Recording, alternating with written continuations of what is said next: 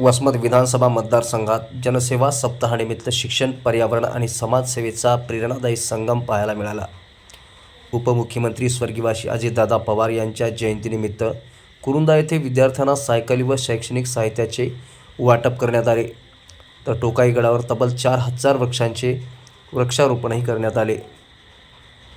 महाराष्ट्राचे उपमुख्यमंत्री स्वर्गीय अजितदादा पवार यांच्या जयंतीनिमित्त वसमत विधानसभा मतदारसंघात जनसेवा सप्ताह विविध लोकोपयोगी उपक्रमांनी साजरा करण्यात येत आहे.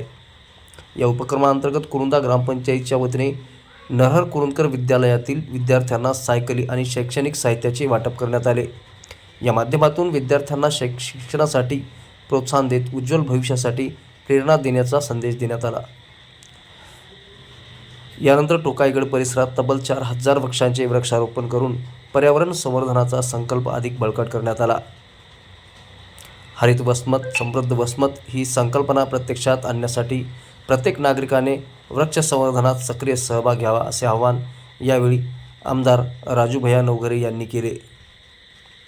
शिक्षण, पर्यावरण संवर्धन आणि सामाजिक बांधिलकी या तीनही क्षेत्रामध्ये सातत्याने काम करून वसमत विधानसभा मतदारसंघाचा सर्वांगीण विकास साधण्याचा निर्धारही यावेळी व्यक्त करण्यात आला. यावेळी सरपंच राजू पाटील इंगोले, मुंजाजीराव इंगोले, मुंजाजीराव दळवी, आशीर्वाद इंगोले, चंद्रकांत दळवी, दत्तरामजी इंगोले, दिलीप सोनटक्के, फारुकबाई, ग्रामस्थ, विद्यार्थी तसेच राष्ट्रवादी काँग्रेस पक्षाचे पदाधिकारी, कार्यकर्ते मोठ्या संख्येने उपस्थित होते. काम आपण केलं पाहिजे. आणि सर तुम्ही आता सांगितलं की विधवा महिलांसाठी शिलाई मशीन असतील, बाकीच्या सगळ्या महिलांचा सन्मान करण्याचं काम असेल ते आशीर्वाद इंगोलीने केलं. त्याच्या नावातच आशीर्वाद असल्यामुळे निश्चित त्या सगळ्यांचा आशीर्वाद त्यांना लाभल ही मी प्रार्थना करतो. आज आपण बघितलं असेल की 4 वर्षापूर्वी जेव्हा कुरुंदा नदीला पाण्यानं वेढलं होतं त्यावेळेस नामदार अजित पवार साहेब महाराष्ट्राचे विरोधी पक्षनेते होते आणि त्यांनी या गावामध्ये तिथं भेट दिली होती. आणि त्यावेळेस भेट दिल्यानंतर या गावात आल्यानंतर इथली परिस्थिती पाहिली होती.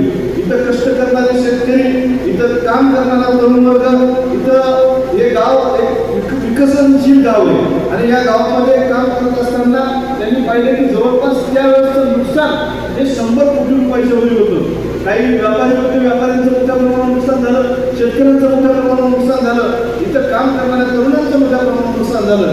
त्यावेळेस आम्ही अजितदादांना म्हणलं होतं की या गावातील पूर परिस्थितीचा निपटारा झाला पाहिजे.